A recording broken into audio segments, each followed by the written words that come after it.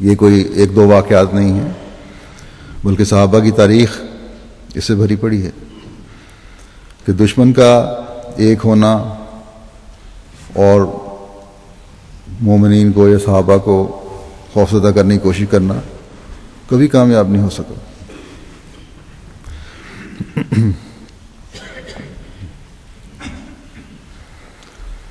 آج بھی یہی اعلان اور جواب ہے جو ایک حقیقی مومن کا ہونا چاہیے۔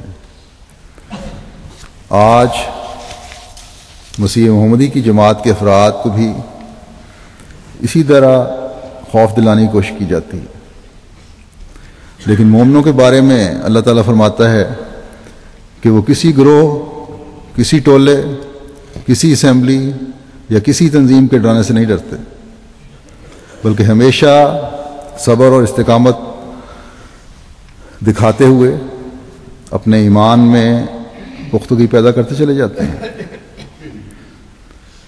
ماریں کھاتے ہیں، صبر کرتے ہیں، مالی نقصان اٹھاتے ہیں، لیکن ایمان میں لغزش نہیں آنے دیتے، شہید کیے جاتے ہیں کہ اس طرح ان کے عزیز، بیوہ، بچے، ماں باپ، بہن بھائی خوفزدہ ہو کر دین چھوڑ دیں گے، لیکن مومنین کے خلاف یہ سب منظم سازشیں انہیں مخالفین کے گروہ کے روب میں نہیں آنے دیتی، بلکہ ان کا جواب ہمیشہ حسبنا اللہ و نعم الوکیل ہوتا ہے۔ ہمیشہ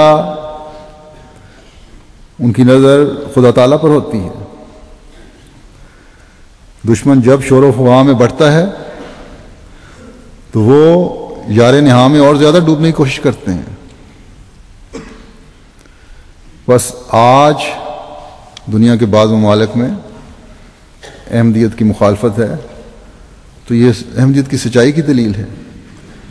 یہ چیز، یہ بات ہمیں پہلے سے زیادہ دعاؤں کی طرف متوجہ کرنے والی ہوتی ہے اور ہونی چاہیے۔ اس مخالفت نے اور گروہ بندی نے بلکہ تمام 72 فرقوں کے جمع ہو کر مخالفت میں پورا زور لگا کر پاکستان میں احمدیوں کو کوئی نقصان نہیں پہنچایا، نہ پہنچا سکتے۔ مومن کے نزدیک ظاہری نقصان کوئی حیثیت نہیں رکھتے۔ اصل چیز ایمان کی دولت ہے، اور اللہ تعالیٰ کے فضل سے ہر شہید کی شہادت کے بعد ان کے بیوی بچوں، ماں باپ اور عزیزوں کی طرف سے میں ایمان میں مضبوطی اور اخلاص و وفا کے پہلے سے بڑھ کر اظہار کے خطوط وصول کرتا ہوں۔ یہی حال مخالفت کا آج کل ہندوستان کے بعض علاقوں میں ہے۔ تمام مولوی ٹولے جمع ہو گئے ہیں اور احمدیوں کو نوبائین کو تکلیف پہنچانے کی کوشش کر رہے ہیں، اپنے دین سے پھیرنے کی کوشش کر رہے ہیں۔ یہی حال بنگلہ دیش میں تھا، اور اب بھی جب ان کو موقع ملتا ہے کہیں کہیں ہو جاتا ہے۔ یہی حال عرب کے بعض ممالک میں ہے، جہاں احمدیوں کو پتہ چلتا ہے، حکومتی ادارے انہیں خوفزدہ کرنے کی کوشش کرتے ہیں، شام ہو یا مصر ہو یا کوئی اور دوسرا علاقہ ہو۔ یہی حال بلغاریہ میں احمدیوں سے کیا جا رہا ہے تاکہ وہ احمدیت چھوڑ دیں۔ سرکاری مفتی پولیس کے ذریعے دباؤ ڈلواتا ہے۔ یہی حال روس کی بعض مسلمان ریاستوں میں ہے۔ مفتی جو ہے وہاں کا مرکزی، وہ حکومتی ایجنسیوں کے ذریعے سے ہمارے مبلغین اور افراد جماعت پر دباؤ ڈالنے کی کوشش کرتے ہیں۔ غرض دنیا کے مختلف ممالک میں مسیح محمدی کی جماعت کی مخالفت اس کی عالمگیری ثابت کرتی ہے، لیکن اللہ تعالیٰ کی صفت حسیب کو سمجھنے والے ہمیشہ ہر جگہ یہی جواب دیتے ہیں کہ جتنی چاہے گروہ بندیاں کر کے مخالفتیں کر لو. ہمارا ہمیشہ یہ جواب ہے کہ حسبنا اللہ و نعم الوکیل،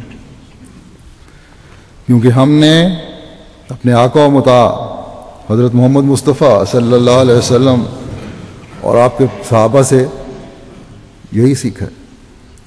بس احمدیوں کو ہمیشہ صبر اور برداشت سے، بغیر کسی خوف کے ان تکلیفوں کو برداشت کرتے چلا جانا چاہیے اور اپنے ایمانوں میں مضبوطی پیدا کرتے چلے جانا چاہیے. حضرت مسیح موعود علیہ الصلوۃ والسلام نے اس بات کی اس طرح بھی وضاحت فرمائی ہے. فرمایا کہ اس آیت میں یہ سمجھایا گیا ہے کہ حقیقی شجاعت کی جڑ صبر اور ثابت قدمی ہے، اور ہر ایک جذبہ نفسانی یا بلا جو دشمنوں کی طرح حملہ کرے اس کے مقابل ثابت قدم رہنا اور بزدل ہو کر بھاگ نہ جانا، یہی شجاعت ہے. بس یہاں ایک اور مضمون اس کا حضرت مسیح موعود علیہ الصلوۃ والسلام نے کھولا ہے کہ ظاہری دشمنی کے علاوہ بھی ایک دشمنی ہے، اور وہ دشمن ہے جو نفسانی جذبہ یا ہے، اور یہ بھی ایک بلا ہے جو دشمن کی طرح حملہ کرتی ہے.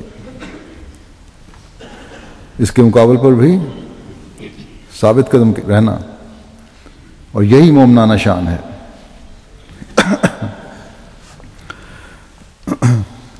ظاہری دشمنی کے مقابلے کی طاقت بھی تب پیدا ہوگی جب نفسانی جذبے کے حملوں کا مقابلہ کر سکو گے.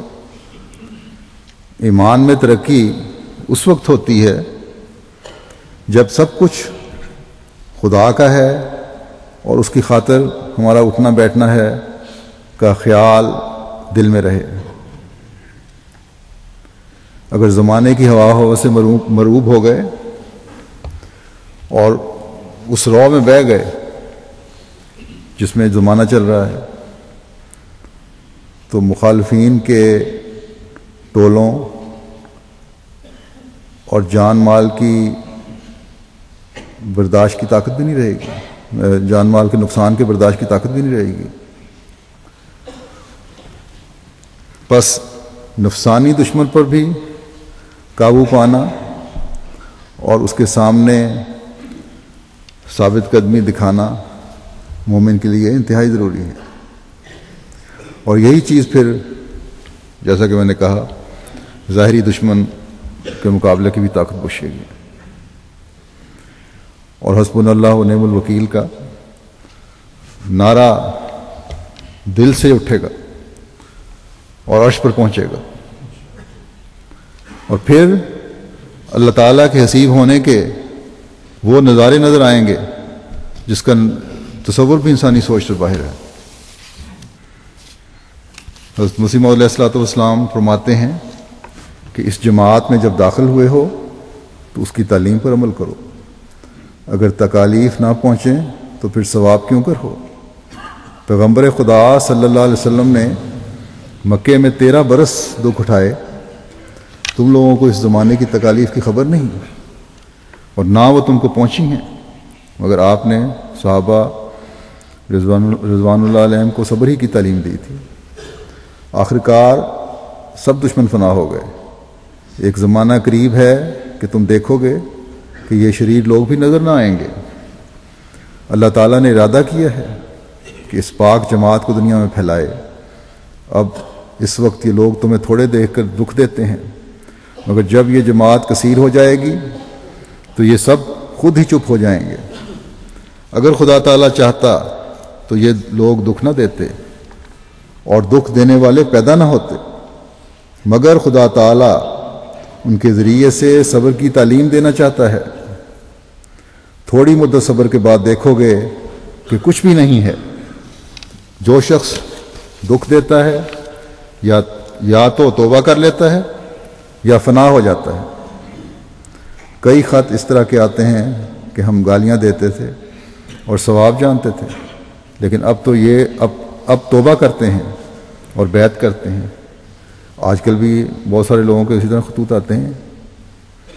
پھر فرمایا کہ صبر بھی ایک عبادت ہے. خدا تعالیٰ فرماتا ہے کہ صبر والوں کو وہ بدلے ملیں گے جن کا کوئی حساب نہیں ہے، یعنی ان پر بے حساب انعام ہوں گے. یہ اجر صرف صابروں کے واسطے ہے، دوسری عبادت کے واسطے اللہ تعالیٰ کا یہ وعدہ نہیں ہے. جب ایک شخص ایک کی حمایت میں زندگی بسر کرتا ہے تو جب اسے دکھ پر دکھ پہنچتا ہے تو آخر حمایت کرنے والے کو غیرت آتی ہے.